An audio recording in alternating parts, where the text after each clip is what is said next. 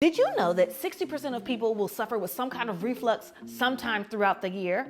And did you know that 20% of people will have this issue constantly as a chronic condition called GERD, gastroesophageal reflux disease? This can be an ongoing issue, and oftentimes it is because people are solving the wrong problem. They're managing the symptoms, but they're not managing the root cause of the issue. I want to talk to you today about what the root cause is, why it happens, and then lead into how we can make sure that we manage it. The root cause of why this happens is either you're having too much acid in your stomach or you have too little.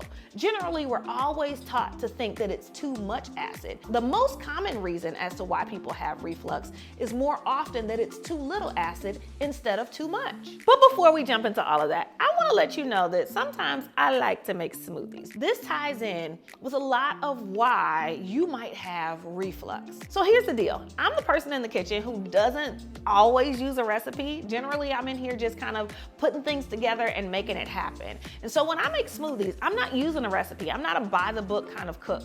And so what happens is I'm throwing things in there. And my first time making smoothies, I learned a few lessons. And the first lesson I learned that there are two wrong ways to make smoothies. First wrong way to make a smoothie is to not put enough liquid in there. When you don't put enough liquid in there, you're just gonna have a lot of hard ingredients that are not going to blend together well because there's nothing to liquefy those ingredients together. The second issue that I had, one morning I'm getting ready to get going, putting all the stuff in the blender for the smoothie, but in my rush, I forgot to put the top on the blender. And as you know already, you can see it.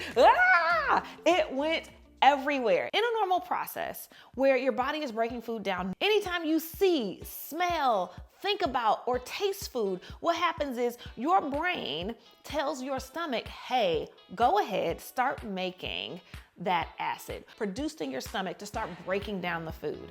But the thing is, when there's an issue, you're not gonna get the acid that you need in order for you to get proper breakdown. So you're sending food down into pretty much a dry stomach that is really gonna be difficult for breakdown. And this can happen because you have deficiencies in some vitamins, B vitamins, zinc, or iron. And this can happen from a poor diet where you're just not getting those vitamins and minerals, or you're having some kind of other situation that is depleting those vitamin stores that you need for proper digestion. So speaking of that, that can happen when you have this acid reflux all the time. What do you want to do? You want to take an over-the-counter or a prescription strength antacid, or if you've gotten so far with it that you have some kind of ulcers going on, you're taking some kind of medication to treat that. Those medications used over a long period of times will cause deficiencies. You'd be very surprised that those medications are going to cause vitamin B12 deficiencies, deficiencies in iron and calcium and magnesium,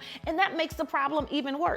So, isn't that crazy? Taking the antacid is going to cause more of the issues with the acid that you are already having an issue with. Not having enough stomach acid can also be a byproduct of you having a previous weight loss surgery where they've altered your stomach or your GI tract in some manner to where you're not able to produce an adequate amount of acid, or you're not keeping up with the upkeep after that surgery. And then lastly, it could be another problem like this.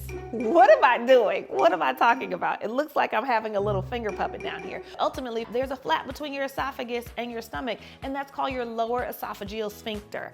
Operating properly, what happens is it opens up, lets food down, closes up, make sure that the acid and the food that's mixing together is not splashing back up into your esophagus, all right? So the thing is, if you have low stomach acid and you have issues with stress, when you think about stress, stress causes tension. And if you think about tension, I want you to think about bearing down. Do this with me right now.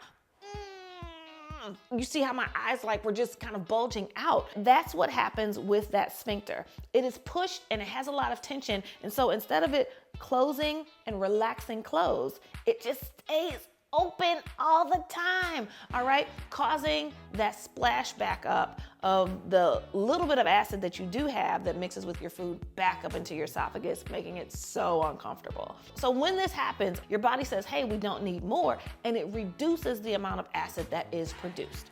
So The thing is, we want to make sure that your body is having enough acid and it's staying in the right place so it can do what it's supposed to do. Now, I want you to stay tuned because the next video, I'm going to give you some easy, practical, and natural ways for you to manage your stomach acid so that way we can get over this hump and really bring relief and solutions to the problem. Stop just treating the symptoms. Talk to you soon. Check out the next video. Peace. Bye.